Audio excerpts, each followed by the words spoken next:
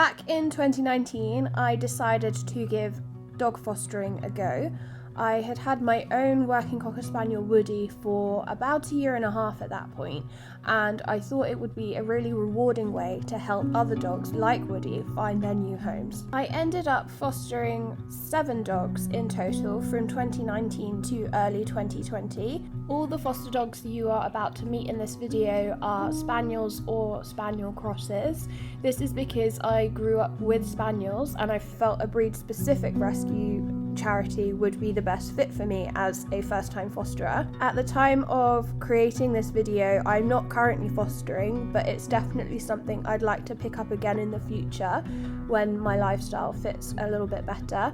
And when I do, I would love to help a wider variety of breeds now I have more experience as a fosterer. My first foster dog was Jasper, who was a young Springador. Before meeting Jasper, I'd never heard of a Springador as a crossbreed. They are a mix of Springer Spaniel and Labrador. If you've subscribed to me for a while, you'll know that our own Callie is a similar mix. She's a Cockador, a Cocker Spaniel cross Labrador, and that's very much due to my experience fostering Jasper.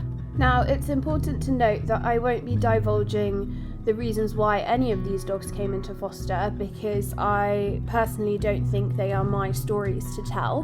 However, I'm happy chatting about my experience while they were with us in foster.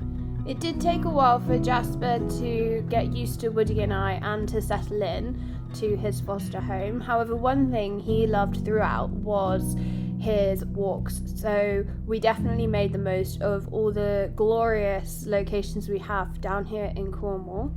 He had such a quirky personality that really started to shine through. He would always carry a stick around on walks, and he's the first dog I've ever known to go diving like this, like a seal. It was crazy. At first I thought he was drowning, but he just did this for fun. He was quite anxious around the car and getting in and out of the car.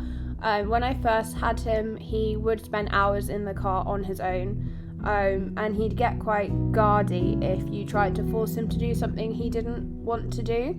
Fostering Jasper definitely taught me a lot of patience and a lot of empathy, and the dog that left foster with us is a shadow of the dog that arrived, which was such a rewarding experience. I actually really regret not adopting Jasper even to this day, although he is now a trained narcotics dog. This is him in his training.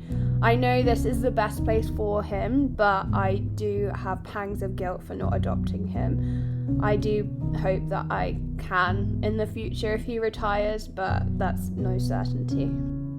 Our next foster dog was Storm, who was a black and white Springer Spaniel. I can't remember how old he was when he came to us, but he did come shortly after having an operation on his tail, so he had to spend the first part of foster like this with a medivest and a cone on. Now, my parents have a real soft spot for black and white Springer Spaniels, so I was partly hoping that they would adopt him.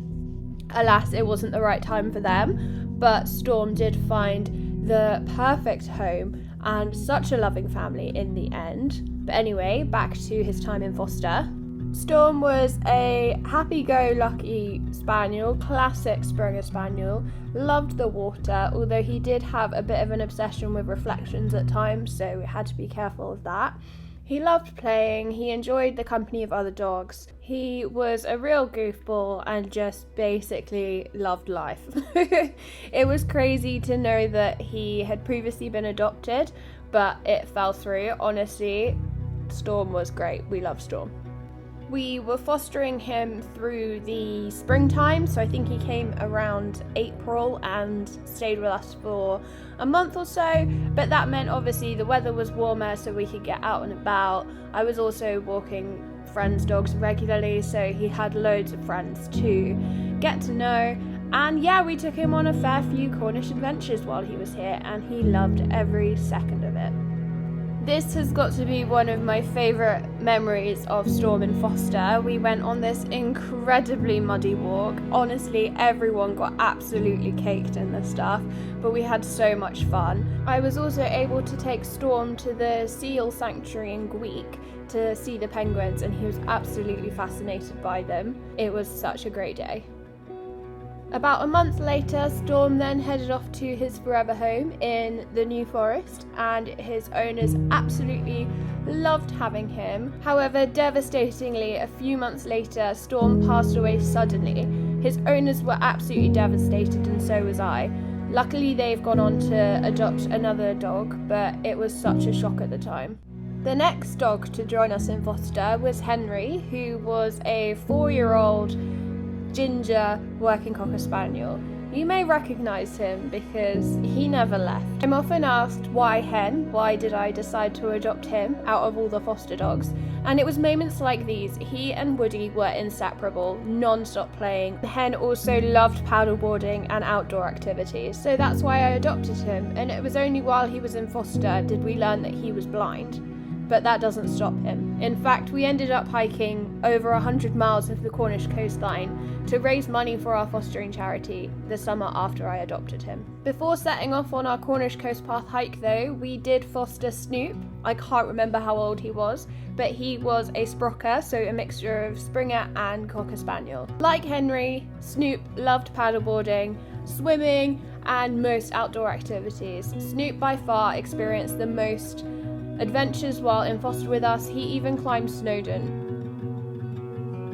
Snoop was adopted by an incredible family, and he now lives on Jersey. His humans went above and beyond to make sure he was settled in when he first arrived. Next up, we fostered Roxie, who is a show cocker spaniel. We fostered her in autumn after we came back from our hike. Roxie is a real princess, and while she tolerated living with Woody and Hen and Foster, I just knew that she'd prefer to be an only dog. Roxie was actually the first of my foster dogs to be adopted in Cornwall, and she now lives with my friends Alex and Maddie, who you might know from the YouTube channel Madeline Olivia. Maddie actually filmed a video about her experience adopting Roxie, which I will leave in the cards. Next up, we had Rufus, who was a black working cocker spaniel, and I constantly got him and Woody confused. Rufus is another dog that has gone on to be adopted by my friends, so we still get to see him from time to time for walks, which is fantastic. Finally, we have Percy, who was my last foster dog. I was told he was a working cocker spaniel, but he was most certainly a cross with a collie.